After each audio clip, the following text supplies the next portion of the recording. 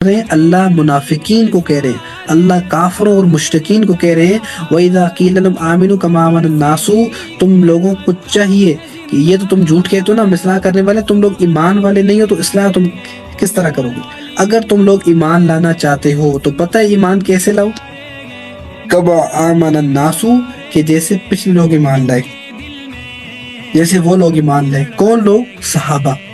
اللہ کو صحابہ کا ایمان اتنا پسند تھا کہ اللہ نے صحابہ کے ایمان کو کسوٹی بنا دیا، سانچہ بنا دیا کہ اگر کسی نے ایمان لانا ہے تو اس جیسا ایمان لانا پڑے گا۔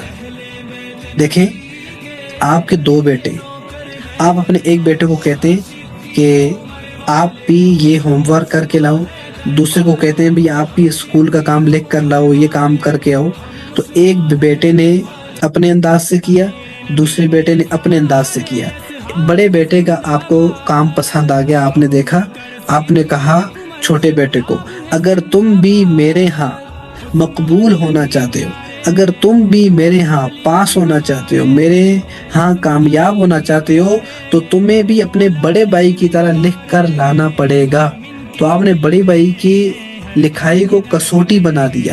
اسی طرح اللہ کہتے ہیں کہ اگر منافقین ایمان لائیں گے تو صحابہ کے ایمان کی طرح ایمان لائیں گے، گویا کہ صحابہ کے ایمان کسوٹی بن گیا، سانچہ بن گیا۔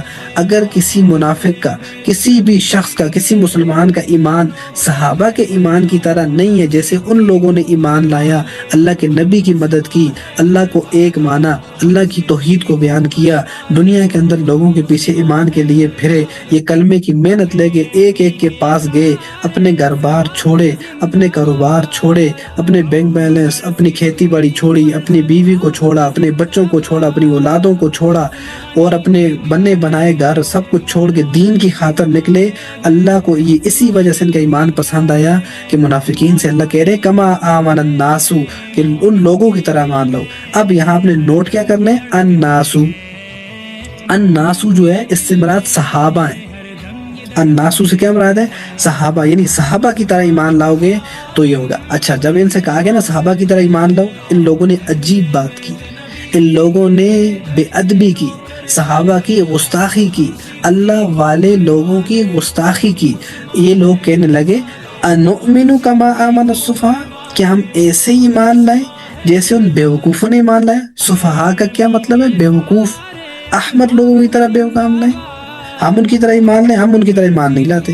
اللہ نے کہا، اب اللہ کو بھی غصہ آیا، دیکھو الا انہم هم السفہاء ولکن لا یعلمون، یہ لوگ جنہیں بیوقوف کہتے ہیں وہ لوگ تو ایمان والے تھے، وہ بیوقوف نہیں تھے۔ اللہ کہتے ہیں یہ جو کہنے والا یہ خود بیوقوف ہے۔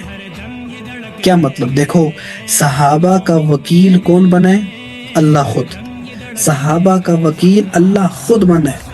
یہاں سے ہمیں یہ بات بھی سمجھ آتی ہے، اگر اللہ والوں کو تنگ کیا جائے، اللہ والوں کی بے ادبی اور گستاخی کی جائے، وہ اپنا معاملہ اللہ پر چھوڑ دیں، تو اللہ والے کی طرف سے وکیل خود اللہ بنے گا۔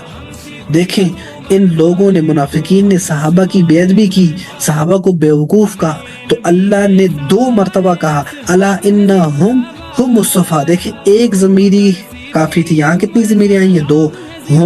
ہم 2 ضمیریں اللہ لا کر گویا تاکید پیدا کرنا چاہتے ہیں، تاکید سے کہہ رہے ہیں کہ صحابہ بیوقوف نہیں ہیں، تم ہی بیوقوف ہو۔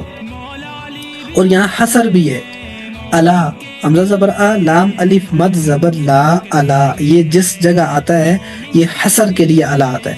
انما، یہ بھی حسر کے لیے آتا ہے۔ کیا مطلب؟ حسر کا مطلب ہوتا ہے جہاں لفظ آپ اردو کے اندر لفظ ہی استعمال ہوتا ہے، جس طرح آپ کہتے ہیں نا جی کہ کل یعنی مجھے یہ ہی کھانا پسند ہے، یعنی اس کا آپ کو کیا مطلب؟ اس کا آپ کو یہ گویا یہ کہنا چاہ رہے ہیں اس کے علاوہ مجھے کھانا پسند نہیں ہے، مجھے یہی مشروب پسند ہے۔